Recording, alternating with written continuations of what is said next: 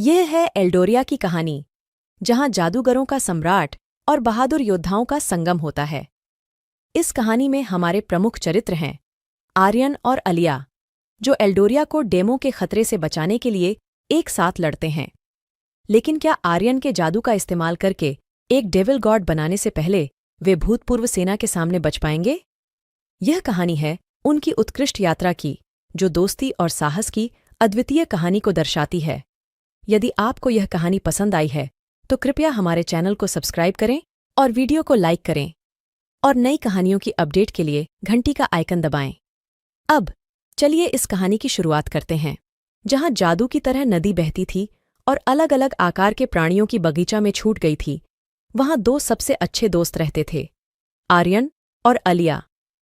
आर्यन एक युवा जादूगर था जो शरारत करने में माहिर था, जबकि अलिया एक साहसी योद्धा थी जो युद्ध में कुशल थी।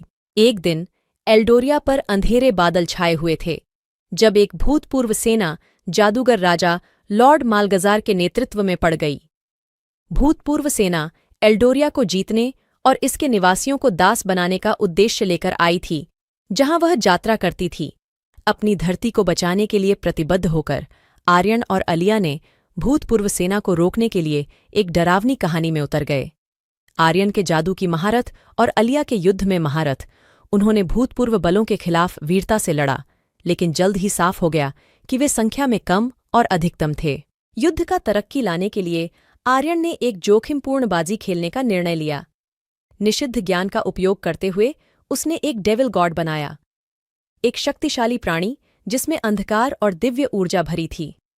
डेविल गॉड के साथ आर्यन और अलिया ने भूतपूर्व सेना के खिलाफ एक अंतिम हमला किया। युद्ध तेज था और जोखिम अद्भुत थे, लेकिन डेविल गॉड की मदद से आर्यन और अलिया ने लॉर्ड मालगजार और उसके अनुयायियों को पराजित किया। जैसे ही भूतपूर्व सेना पाताल की गहराई में लौट गई, एल्डोरिया को नष्ट से बचाया गया। युद्ध के बाद आर्यन और अलिया को पूरे देश में नायक के रूप में सम्मानित किया गया। उनकी बहादुरी और त्याग ने एल्डोरिया को निश्चित नास्तिकता से बचा लिया, और उनकी दोस्ती ने साबित किया कि उनकी सबसे बड़ी